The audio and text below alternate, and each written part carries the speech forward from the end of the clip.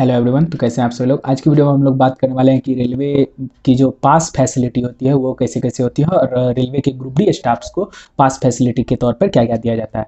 तो पास जो होती है वो आपको दो तरह की पास, रेलवे ग्रुप डी जब आप ज्वाइन कीजिएगा तो आपको दो तरह की पास मिलेगी। एक तो होगी ड्यूटी पास और एक होगी प्रिविलेज पास, जिसे सुविधा पास कहा जाता है। ड्यूटी पास जो होगा वो आपको जिस सेक्शंस में आप काम कर रहे होंगे तो उस सेक्शंस का आपका ड्यूटी पास बना के दिया जाएगा। उस सेक्शंस में आपको जाने के लिए आप वो ड्यूटी पास का यूज़ कर सकते हैं। उसके लिए आपको टिकट कटवाने की ज़रूरत नहीं पड़ेगी। तो हेल्पर की जो है ड्यूटी पास जो होती है वो काफ़ी लंबे सेक्शंस के बनती है, मतलब ग्रुप डी स्टाफ्स की भी जो रहती है। तो आप उस पास पे जो है लगभग तो अपने घर से जितने आपकी ऑफिस है उस जगह पर भी आप ट्रैवल कर सकते हैं। तो और उसके बीच के भी जितने सेक्शंस होते हैं उस जगह पर आप ट्रैवल कर सकते हैं। और रही बात प्रिविलेज पास की, तो वो प्रिविलेज पास जो होती है वो दो तरह की होती है। पहली जो होती है वो होती है रेड पास और दूसरी जो होती है वो होती है ग्रीन पास। ग्रीन कलर की जो प्रिविलेज पास होती है वो 4200 ग्रेड पे और उससे ऊपर के जितने भी ऑफिसर्स होते हैं उनको दी जाती है।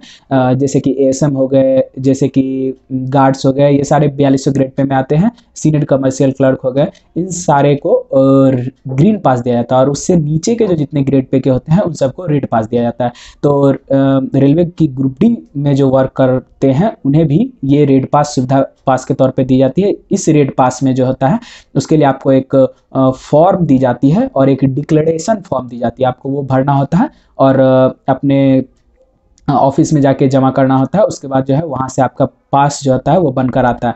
तो उस फॉर्म में आपको ये बताना होता है कि आपको जो है पास, प्रिविलेज पास जो है वो आपको कहाँ से कहाँ तक के लिए चाहिए और आपको जनरल की चाहिए या फिर स्लीपर की चाहिए या एसी की पास चाहिए।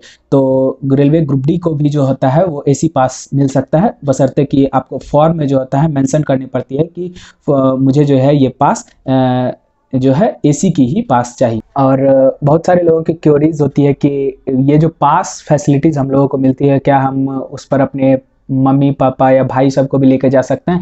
तो देखिए पास फैसिलिटीज़ में जो होता है वो लिखा हुआ रहता है कि आप पर जो जो व्यक्ति डिपेंडेंट है केवल वो ही आपके पास का यूज़ कर सकते हैं। जैसे कि आपकी पत्नी हो गई, जैसे कि आपके बच्चे हो गए, या फिर अगर आपके घर में पापा नहीं हैं और फिर तो आपके फैमिली के जितने भी मेंबर्स हैं वो आप पर ही डिपेंडेंट हो गए, तो उन सारे लोगों का आप पास बनवा सकते हैं।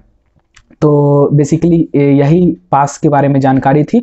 और तो चलिए अब मैं आप लोगों को अपने फर्स्ट पास की ओर लेकर चलता हूँ कि मुझे मिला था और उसमें क्या क्या लिखा हुआ रहता है ये आप लोगों को दिखलाता हूँ, ताकि आप लोगों को जो है उस पास को देखने के बाद थोड़ी बहुत मोटिवेशंस मिली और आपके पढ़ाई में भी मन लगा रहे। वो रेड पास है जिसके बारे में मैं बात कर रहा था। सबसे पहले जो है एसी पास में ऊपर में आपको सेकंड क्लास ए पास लिखा हुआ रहेगा और अगर आप स्लीपर की पास लेते हैं तो यहाँ पे स्लीपर क्लास की पास लिखी हुई रहती है।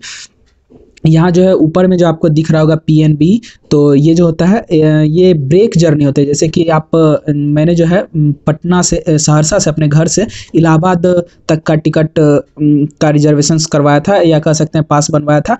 तो सहरसा से इलाहाबाद तक का पास बनाया था जिसमें ब्रेक जर्नी मैंने पटना दी थी कि अगर मेरी गाड़ी डायरेक्ट सहरसा से इलाहाबाद के लिए मुझे कोई गाड़ी नहीं मिल पाई, ये जो है आपको एक सेट पास मिलती है 5 साल तक। तो उसके बाद यहाँ आपको नाम आपको जो फॉर्म भरे रहते हैं उसमें जो नाम आपको भरना रहता है वो यहाँ लिखाता है।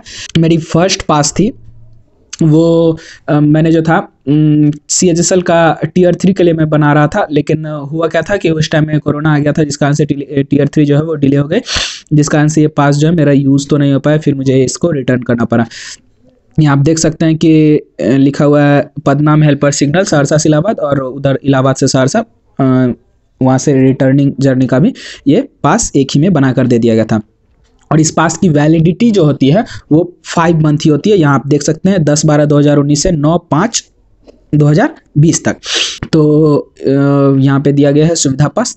तो बेसिकली पास फॉर्म में यही लिखा हुआ रहता है। आप लोग अच्छे से तैयारी कीजिए और जल्दी से रेलवे को ज्वाइन कीजिए। उसके बाद ये पास फैसिलिटीज़ की जो है सुविधा आप लोग भी उठा सकते हैं। और जिन लोगों को भी ट्रैवल करने का शौक़ होता है वो नए नए जगह को एक्सप्लोर कर सकते हैं और उन्हें रेलवे के पास का लाभ लेकर बिना ट्रेन के खर्च के आप नए नए जगह को एक्सप्लोर कर सकते हैं। तो best of luck for your exam. आशा करता हूँ कि आप लोग जल्दी से इस एग्ज़ाम को क्रैक करके जल्द से जल्द रेलवे को ज्वाइन करें। थैंक